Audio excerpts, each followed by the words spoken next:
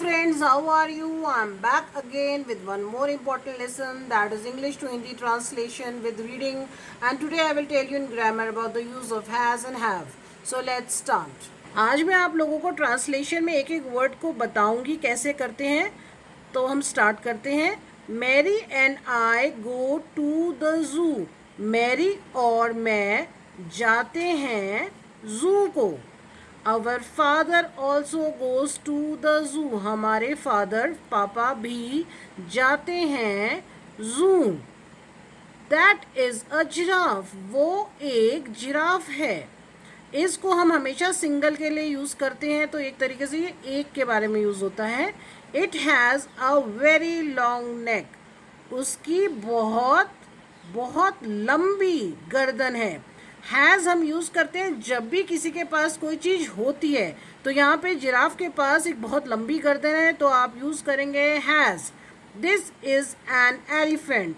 ये एक एलिफेंट है. It is very big. ये बहुत बड़ा है. It has a long trunk. उसकी बहुत बड़ी लंबी सूंड है. ट्रंक माने सूंड. यहाँ पे आप फिर देखेंगे सूंड के बारे में हैज़ यूज़ किया है. This is a lion. ये एक लायन है. That is a tiger. वो एक टाइगर है. They are roaring. वो गुर्रा रहे हैं. This is a camel. वो एक ऊँट है. इट हैज़, फिर से हमने हैज़ का यूज़ करा. It has a hump on it's back. हम माने कुबड़. उसके बैक में उसके हम्प है, कुबड़ है. It is useful in desert. वो बहुत काम आता है डेजर्ट माने रेगिस्तान में. That animal is a zebra. वो जानवर जेब्रा है. It has stripes on its body. उसके शरीर पे धारियाँ हैं. तो यहाँ पे भी आप देखेंगे हैज़ का यूज़ हुआ. स्ट्राइप्स के लिए हैज़ का यूज़ हुआ है. Its shape is like that of an S. S भी एक जानवर होता है.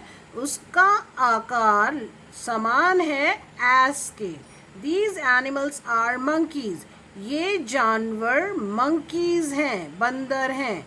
Children give them food. बच्चे देते हैं उन्हें खाना. They play tricks.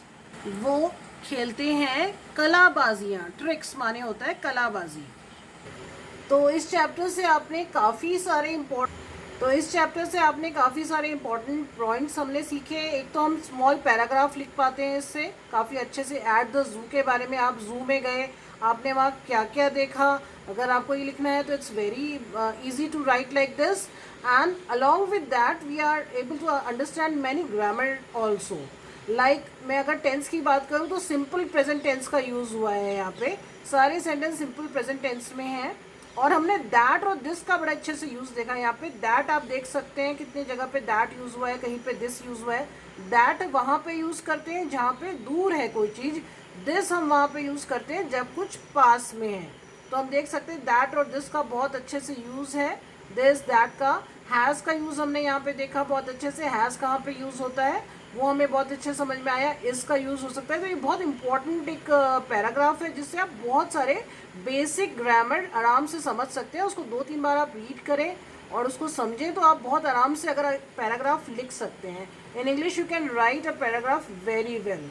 So just try to understand and try to read it 3-4 times so that you can be able to form a paragraph, and if something is given to you, if topic is given to you, you can write at least a paragraph. Simple basic grammar will also be clear in this paragraph. So okay, till next video I just want to say a bye, and please share my videos with all those who want to learn English and Hindi both. It is useful for both the language actually. So please share with others, and it's useful for any age group who ever want to learn a language. Okay, so I just want to say a bye till my next video.